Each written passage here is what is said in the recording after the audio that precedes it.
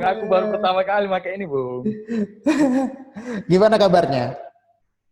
Sehat-sehat, Bung. Baik-baik saja. Bung gimana sekarang? Di Ah, Jakarta ya sekarang ya? iya, aku di Jakarta. Ya, kau jadi orang Jawa sekarang ya? Bung kan juga orang Jawa. Bung kan tinggal di Pulau Jawa kan? Iya, tapi kan Surabaya itu pakai cakcuk-cakcuk gitu loh. Hati-hati. Kalau Iya. Cak itu masih bagus ungkapannya. Iya. Tapi kalau udah, Tapi dalam udah dalam kasar. dalam hubungan pertemanan kan nggak begitu. Kalau pertemanan kita bilang janco gitu, aman-aman aja. Tapi kalau orang nggak kenal bilang, weh janco, nah, itu nggak boleh itu. Bung apa aktivitas sekarang? Sekarang aktivitas saya kerja lah. Enaknya di ibu kota mana? Lebih lebih kejam ibu kota atau ibu tiri? Lebih kejam ibu kota kayaknya. Oke, oke. Udah Oke, berapa lama kau di ibu kota, Ban? baru 5 bulan. Oke lah, kita mulai lah. Ya, Oke, ayo. oke. Jadi ini teman-teman, kita mau buat program baru, namanya belum gua kasih nama sih. Nanti sambil lalu kita kasih nama apa gitu namanya. Tapi untuk sekarang ini Diskusi hangat.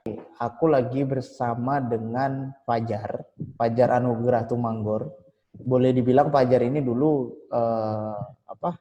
Satu fakultas, satu jurusan di ilmu politik, satu kelas, bahkan kita sampai ini Teman aja debat. sampai apa Teman namanya? bertukar pikiran. Teman bertukar pikiran. Teman debat, teman bertukar pikiran dan apa? Kita satu ini juga satu konsentrasi kan, kita HI kan apa politik perbandingan ya. Politik perbandingan. Politik luar negerinya itu sebenarnya.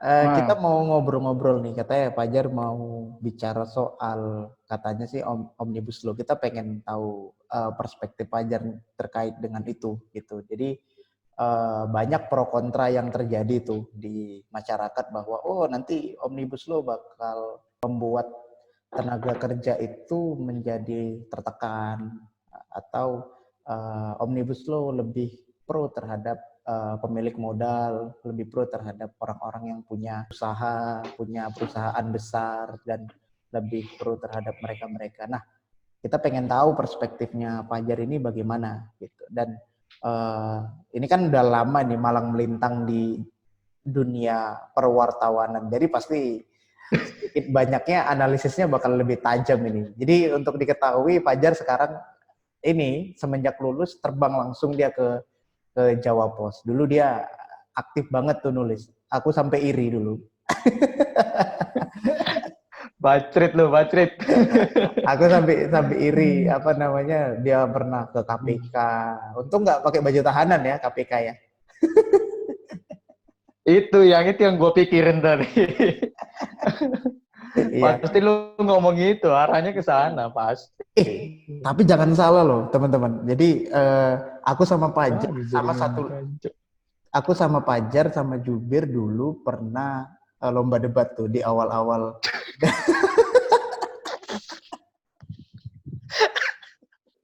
langsung gugur, Cuk.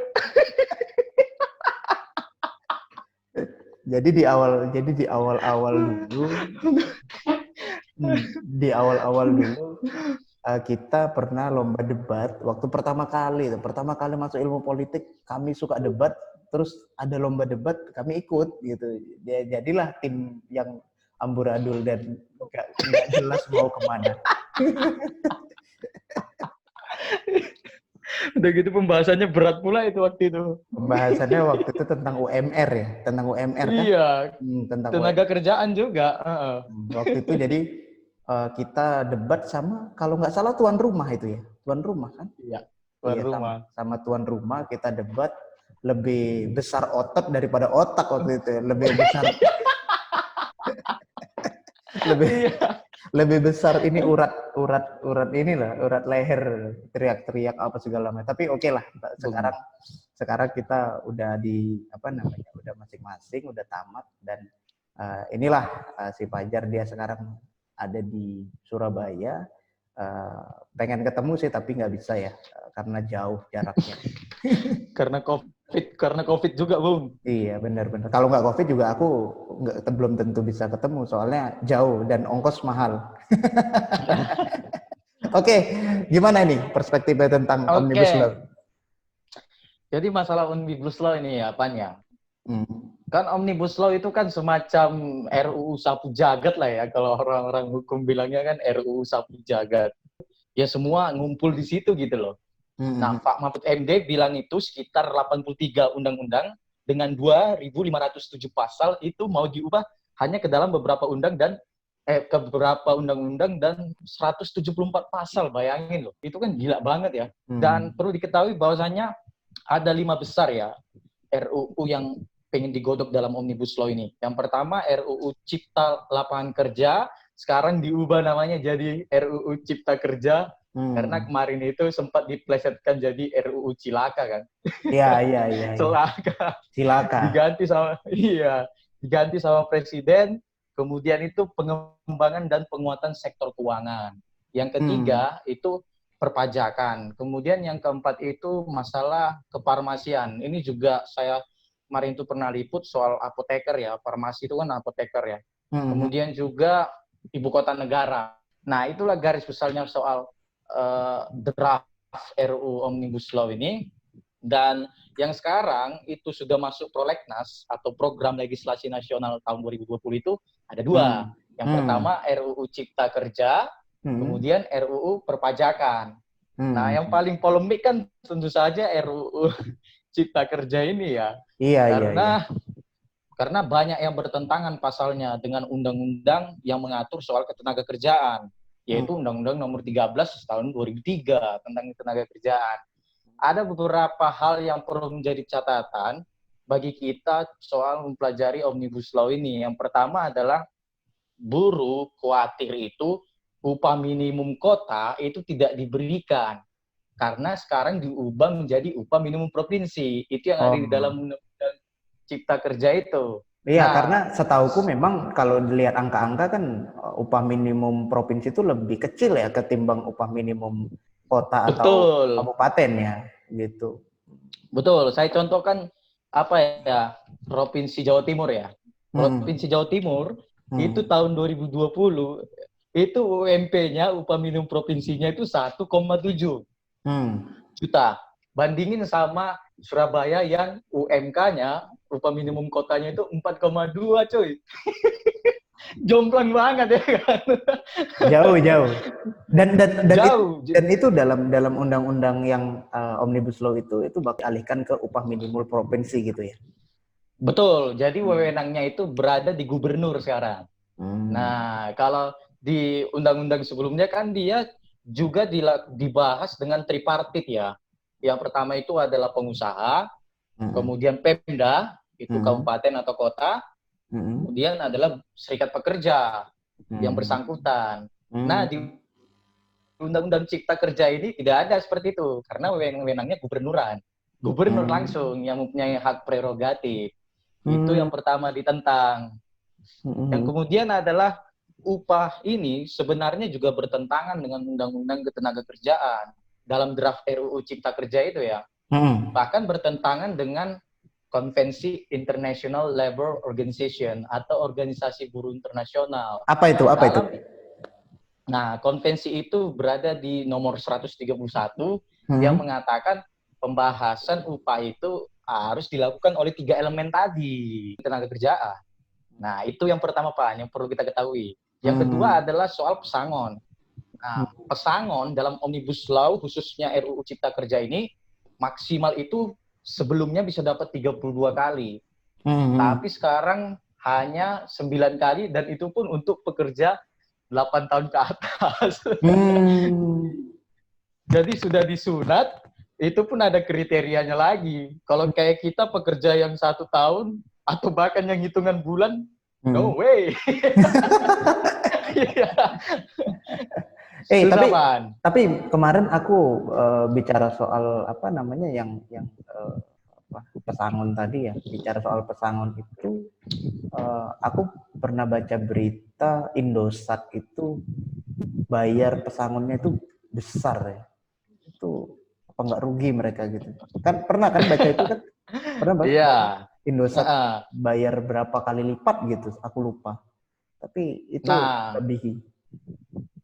tidak semua perusahaan seperti Indosat. Dan Artinya, tidak artinya kan beda-beda setiap perusahaan labanya gitu loh. Kalau labanya besar, bisa jadi mereka membayar pekerjanya itu atau pesangonnya itu lebih besar. Bisa jadi mereka tidak mengikuti undang-undang, justru mereka memberikan yang lebih besar dari yang undang-undang tetapkan.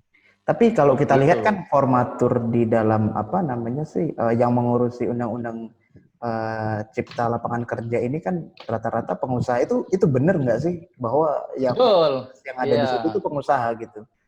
Iya, mayoritas itu pengusaha. Dan perlu dicatat, kalau ini sampai dibahas DPR, bayangin, 70% orang-orang di DPR itu adalah orang-orang pemerintah, atau kita katakanlah partai-partainya pendukung pemerintah. Jadi bisa dengan mudah gol gitu loh. Iya, Dengan iya. persyaratan 50+1 itu loh, Pan. Jadi memang serikat buruh itu ngotot untuk menolak. Jadi tidak sekadar menunda. Presiden Jokowi dalam bahasanya menunda. Kalau Iya, iya. menunda kan sewaktu-waktu bisa dibahas kembali kan. Nah, serikat pekerja itu pengen dibatalkan aja gitu loh. Iya, Kenapa iya, iya. dibatalkan? Ada poin ketiga lagi, Pan. Jadi memang yang ketiga ini adalah status karyawan itu dia itu untuk apa namanya outsourcing atau kontrak itu bisa makin marak loh, Pan. Oh iya, Kenapa? iya, iya, benar-benar. Aku baca itu. Benar, benar, benar. Iya. Jadi memang karena tidak ada lagi bagaimana persyaratan-persyaratan seorang outsourcing itu diangkat jadi karyawan tetap. Nah, sebenarnya dalam undang-undang ketenaga kerjaan itu orang-orang yang outsourcing itu hanya di beberapa profesi seperti security, cleaning service, catering, borongan pertambangan. Sementara di RUU, konek nggak nih? Iya, iya, lanjut, lanjut. Halo? Yuk, lanjut. Nah, sementara di RUU Cipta Kerja ini, semua profesi bisa kena outsourcing, gitu. Iya, iya, iya, iya. Kecuali PNS mungkin ya. Tapi PNS juga menderita, woi, karena COVID-19. Semenderitanya PNS kan PNS masih punya ini kan pendapatan yang jelas gitu. Iya. Berbeda dengan misalkan kalau bicara pendapatan sih ya bagaimana dengan masyarakat yang kerja harian, pendapatannya dari kerja harian gitu kan. Ya Iya semua sih memang. terdampak memang. Nah tetapi kita melihat bahwa ternyata orang-orang yang ada di lapangan itu lebih menderita yang hasil kerjanya itu atau ya hasil kerjanya itu ditentukan dari hari itu juga gitu, dari hari Betul, betul. ya bekerja. Harian. Nah, terus apa lagi nih yang menarik karena banyak kan yang menolak mulai dari kalangan yang apa namanya seperti Najwa Shihab juga menolak RUU Cipta Lapangan Kerja, kemudian artinya influencer seperti Najwa juga menolak, kemudian masyarakat karena masyarakat nggak tahu karena sekarang ini kan narasinya kalau kita menentang omnibus law atau apa namanya tidak sepakat dengan omnibus law berarti tidak sepakat dengan pemerintah, tidak sepakat dengan pemerintah juga nanti ujungnya bakal dikatakan bahwa kita ini pendukung A atau pendukung B gitu yang membuat kita itu bingung gitu. Nah, gimana seorang Pajar membahas soal atau mengulas tentang ini gitu, bahwa ada kebingungan masyarakat di satu sisi untuk menentang omnibus law karena tidak transparan kan gitu. Yang kedua narasi yang dibangun masyarakat bahwa ketika kita menolak omnibus law kita ya apa diliankan gitu atau diabjeksi atau tidak diberi ruang lah untuk mengkritik gitu. Gimana pendapatmu? Nah, sebelum saya masuk pendapat saya itu, Pak, alasan pemerintah menggodok RUU Omnibus Law ini perlu saya sampaikan juga. Jadi mereka mengatakan bahwa RUU Omnibus Law ini penting karena pertama, perizinan yang ribet. Gitu loh. Iya, benar-benar.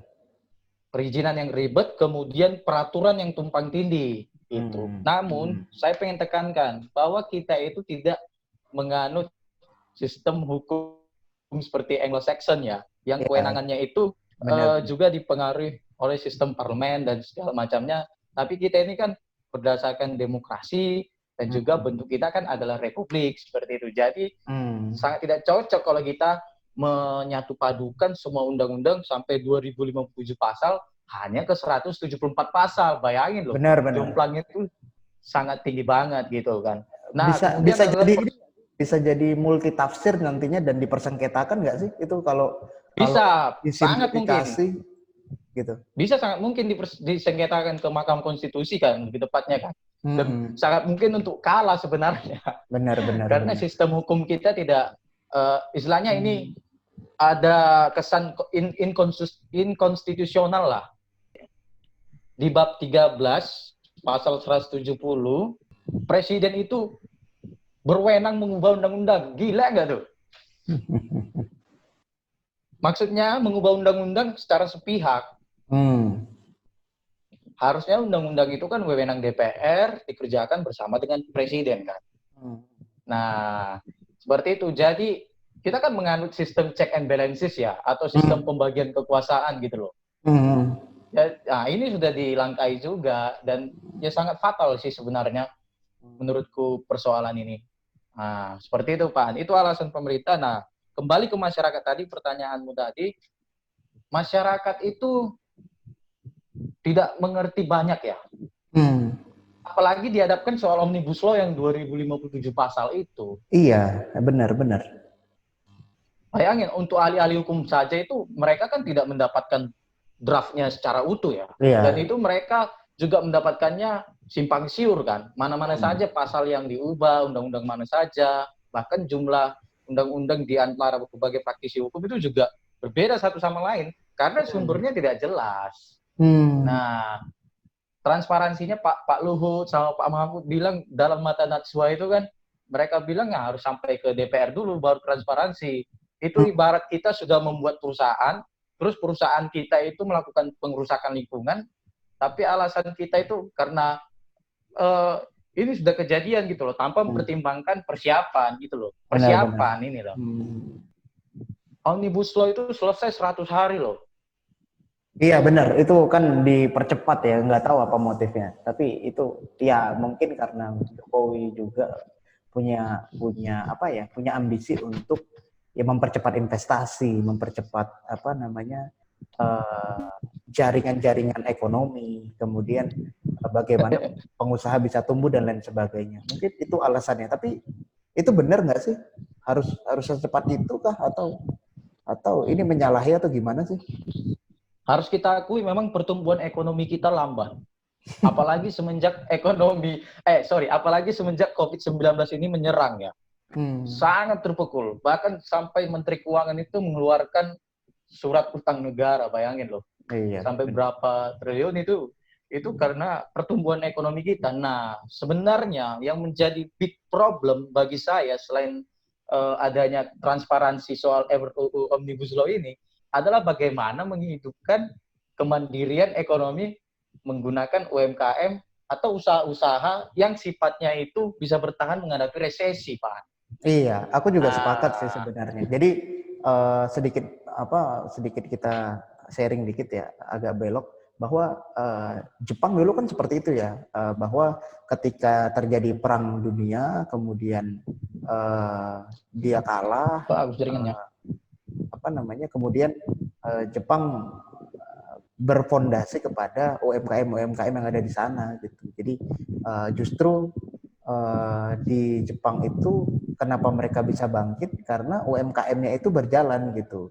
Roda ekonomi itu berjalan dari bawah gitu, bukan perusahaan-perusahaan besar atau mereka menyuruh invest dan sebagainya, tapi UMKM itu yang berjalan gitu, yang dari awal itu udah ditumbuhkan dan punya niscaya bahwa ini akan bisa menolong perekonomian dalam negeri gitu.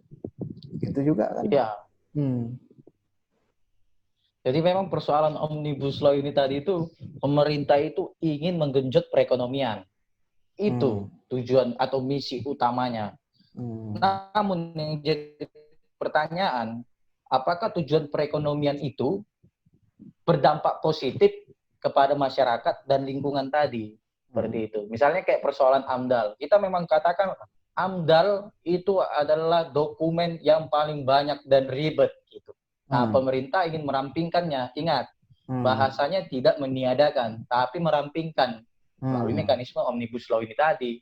Yang jadi pertanyaan, kalau misalnya itu dirampingkan, apakah kemudian tidak memicu kerusakan lingkungan dan lain semacamnya? Kita tinggalkan dulu soal ketenaga kerjaan tadi. Soal lingkungan kita bahas Omnibus Law ini. Itu kan bisa sangat berpotensi gitu loh.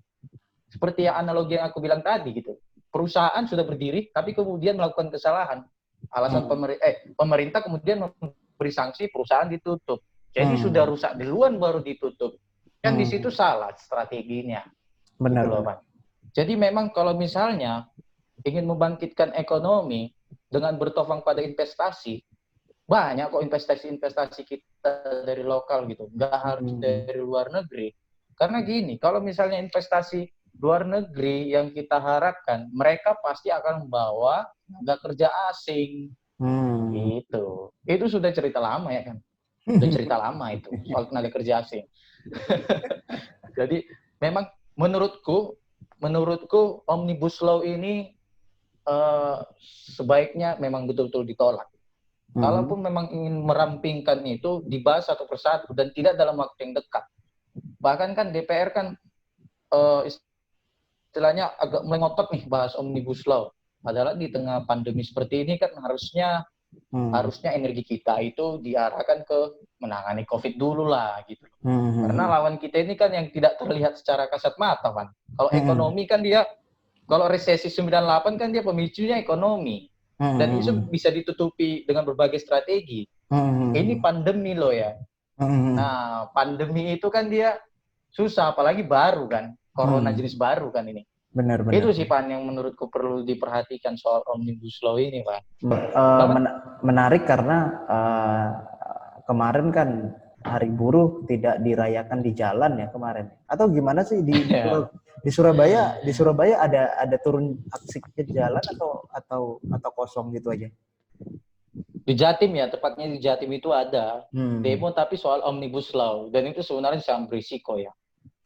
Sangat berisiko karena apalagi di tengah COVID-19 gitu loh. Dan mau gimana pilihannya gitu loh. Ini persoalan perut, Bung. Ya kan, gitu kan bahasanya ya kan. Persoalan perut dan persoalan anak cucu loh. Nah, gitu loh. Kalau pemerintah kan banyak kan fasilitas mereka yang mereka dapatkan banyak. Gitu loh. Kalau misalnya buruh dan segala macamnya, kita ini buruh loh. Aku aja pekerja kontrak gitu kan. Makanya aku mau wanti-wanti nih, dapat THR nggak nih? Disunat juga ya kan. Tapi menarik karena mungkin pemerintah punya alasan, misalkan nih, ini kan lagi pandemi COVID ya.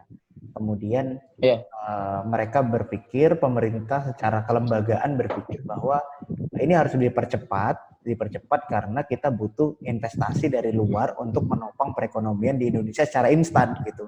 Nah, tetapi aku berpikir juga ketika misalkan kondisi saat ini, itu negara masing-masing itu harus harus safety gitu loh. Artinya udah gak usah nolong orang dulu gitu. Kita harus punya kekuatan ekonomi juga di dalam negeri gitu. Nah, artinya setiap negara saat ini kan mengalami pandemi, pasti kan mau selamat diri masing-masing dong. Gitu. Nah, berarti gimana kira-kira ada yang bisa dibenarkan dengan cara berpikir pemerintah seperti itu atau bagaimana menurutmu? Ya pandemi ini kan yang memukul ekonomi ya semua. Tapi yang perlu jadi catatan, kesehatan itu kan jauh lebih utama. Gitu loh. Memang ekonomi itu bisa membunuh secara perlahan. Tapi Indonesia nggak sampai segitunya lah. Masih banyak kok yang bisa kita andalkan. Sektor misalnya sektor migas, sektor perikanan, UMKM pun juga masih bisa diandalkan. Usaha rumahan terutama, usaha rumahan ya. Nah, disinilah momennya untuk berkreasi, berkarya. Meskipun dari rumah. Kan ada platform media online sekarang gitu loh Pak. Jadi penjualan itu bisa kita lakukan lewat platform media online. Atau kalau misalnya memang langsung face to face, ya tetap gunakan protokol pencegahan dong. Dan setelahnya berjarak minimal 1 meter dan segala macamnya. Karena kan apa? Karena menurutku ngelihat misalkan nih kita pengen bangun sesuatu gitu. Nah, misalkan nih logika pemerintah adalah ketika membangun sesuatu butuh investor dong, butuh investor. Nah, agar supaya perekonomian jalan, misal membangun jalan agar supaya perekonomian yang ada di daerah tertentu yang jalan itu dibuat itu bisa jalan gitu. Nah, logika-logika seperti ini kan sebenarnya sih masuk akal gitu, tapi apa namanya? Kira-kira ada nggak sih sebenarnya yang bisa diapresiasi dari langkah pemerintah gitu, atau semuanya buruk gitu? Nggak semua buruk, nggak semua buruk. Sebenarnya misi Omnibus Law ini menurutku ada baiknya. Karena apa? Memang perizinan kita itu sangat ribut. Bahkan AMDAL aja itu bisa selesai sampai 2 tahun. Jadi mau kapan lagi investasinya gitu kan. Ini penting, tapi tidak harus langsung menggodok semuanya. 83 undang-undang, bayangin dijadiin satu. Itu kan nggak masuk akal. Dan karena cuman sistem hukum kita seratusan pasal ya. Iya, 100 itu pembahasannya sangat bulat loh. Kalau bahasa Jawanya bulat itu, bulat. Bulat. Iya, pening itu pasti. Nah, alasan Pak Mahfud mengatakan kalau misalnya dibahas semuanya bersama dengan serikat pekerja, habis dong waktunya. Memang benar, habis waktunya memang. Tapi setelah itu habis juga kita. Kita nggak tahu bagaimana perusahaan-perusahaan itu, ya kan.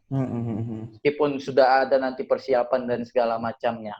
Menurutku, kita back lah atau comeback lah ke sistem ekonomi koperasi gitu loh. Iya. Udah mulai menggali pikiran-pikiran funding fathers gitu ya, tentang apa namanya, ekonomi kerakyatan gitu-gitu ya. Iya. Cuman yang perlu menjadi catatan, kalaupun memang sejatinya investasi asing itu harus masuk, karena kan kita kan negara apa ya lah ya, kalau bisa aku katakan kan kita kan memang harus membuka lah persahabatan dengan negara-negara lain. Politik tapi bebas kan aktif. Kita juga politik bebas aktif, tapi kan kita punya kepentingan nasional, Pak. Iya, benar. Apa kepentingannya? Apa kepentingan nasional kita? Dan apa kepentingan kita misalnya ketika perusahaan asing itu masuk? Ya, kepentingan kita kan pajaknya tinggi lah dari situ loh. Kemudian masuk pendapatan negara dan segala macamnya kan. Nah, prosesnya itu yang harus betul-betul mekanismenya kita katakanlah lengkap dan akurat gitu loh. Nah, pemerintah kan sekarang kan niatnya merampingkan. Jangan salah, kita ini memang bangsa yang masih menerapkan administrasi yang ribet, harus kita akui itu memang. Bahkan untuk mengurus KTP aja bolak-balik sana sini, bolak-balik sana sini. Iya, ya kan? benar.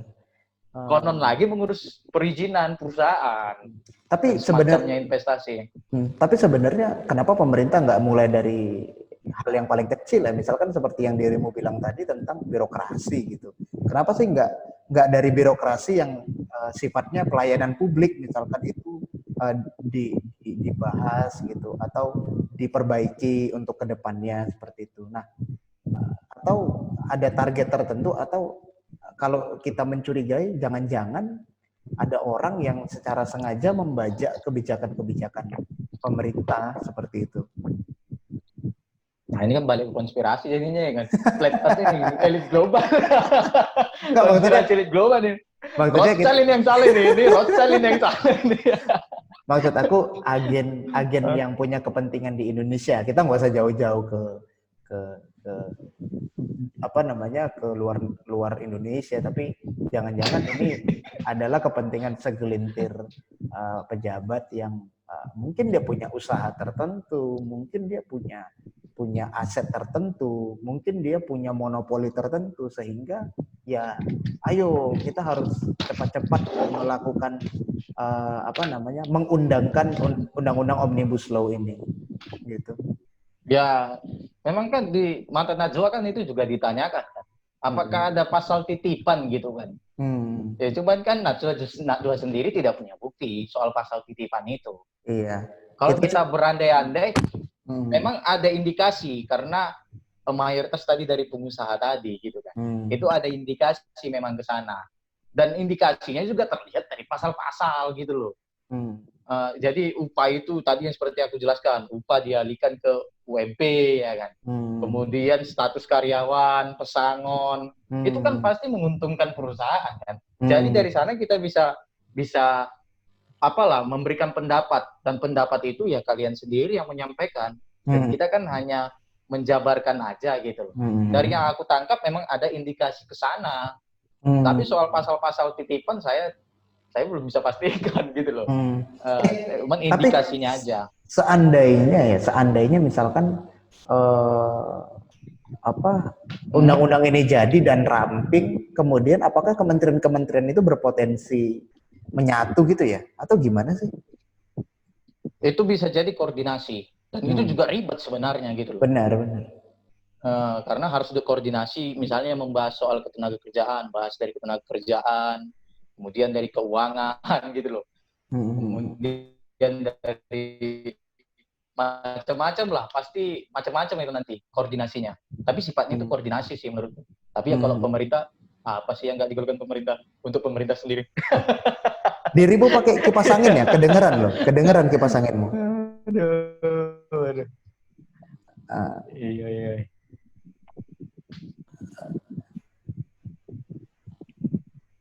Halo, Pan? Ya itu menarik sih bahas Omnibus Law. Tapi menurutmu kalau bisa dirangkum dari semuanya tadi, kira-kira kesimpulannya apa nih? Dampak negatif dan dampak positif dari undang-undang yang sedang dibahas oleh DPR, oleh kita semua menjadi isu nasional saat ini. Itu kira-kira dari Omnibus Law ini apa negatif dan positifnya? Apakah lebih banyak negatif atau lebih banyak positif? Coba bisa dijelaskan lebih secara kesimpulan aja lah, secara kesimpulan, poin per poin. Kesimpulannya ya lebih banyak negatifnya lah. Istilahnya kalau dalam umat Islam itu lebih banyak mudaratnya. Gitu loh. Pertama adalah mengapa yang dibahas itu lebih menonjol soal lapangan kerja. Itu pasti jadi pertanyaan banyak orang. Karena apa? Karena selama ini undang-undang ketenagakerjaan itu menguatkan posisi pekerja. Itu kan yang pertama. Nah, kemudian undang-undang soal RUU cilaka jadinya kan cipta kerja ini. Itu sebenarnya bukan cerita baru. Jadi sebelumnya kan sudah ada PP pengupahan nomor 78 tahun 2015 kan. Yang itu juga memangkas beberapa hak dari buruh, misalnya soal upah minimum atau upah itu dikaji 5 tahun sekali, padahal dalam undang-undang ketenagakerjaan harusnya sekali setahun gitu loh. Benar. Dan itu juga disesuaikan dengan inflasi dan segala macamnya. Dan kemudian itu serikat pekerja itu harus seizin perusahaan. Ini kan udah nampak banget dari tahun 2015 sebenarnya.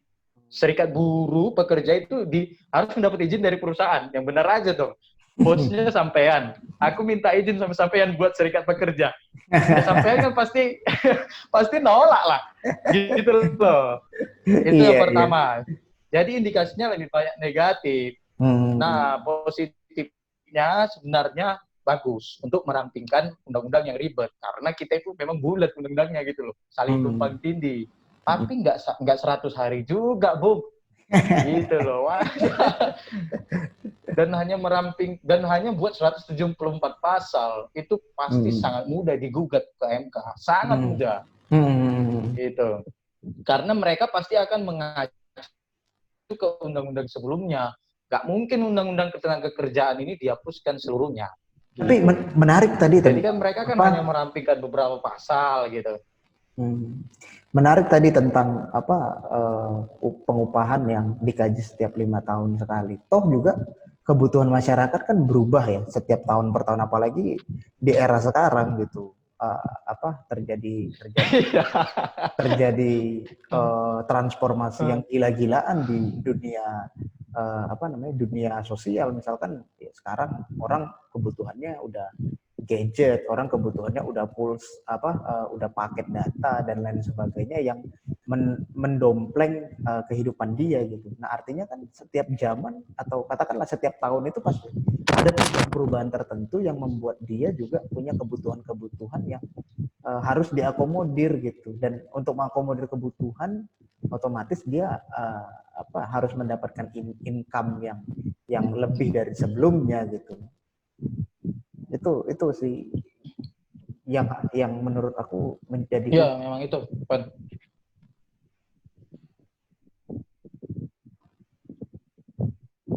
Ya, jadi kalau kita mainkan ilmu jurnalistik kan kita kan bisa banget menyimpulkan, gampang banget ya kan menyimpulkan kemana arah Omnibus Law ini. Gitu. Iya, jadi itu Pak, menurut pendapatku soal Omnibus Law ini ya memang nggak harus ditunda cuy, dibatalkan gitu loh. Terus dibuat lagi draft yang baru dengan memasukkan undang-undang yang sesuai gitu loh. Jadi jangan digodok sampai 2057 pasal itu kan. Dan ini pentingnya itu adalah melibatkan partisipasi masyarakat. Melibatkan partisipasi masyarakat. Masyarakat itu diwadahi oleh kaum intelektual. Nggak mungkin masyarakat sendiri yang bergerak, Bung. Itu kata Sogi, ya kan? Harus kaum intelektual. Iya sih, menarik sih seputar Omnibus Law ini karena teman-teman kan juga yang mendengar ini mungkin akan punya perspektif ya tentang itu. Ya artinya kita menolak bukan atas dasar emosi, tetapi atas dasar bahwa kebutuhan tiap tahunnya itu berubah gitu, dan juga jangan sampai kemudian buruh yang awalnya mungkin mendapatkan insentif yang bahkan itu aja nggak cukup gitu, malah dikurangi gitu. Nah itu kan nantinya bakal menjadi problem-problem yang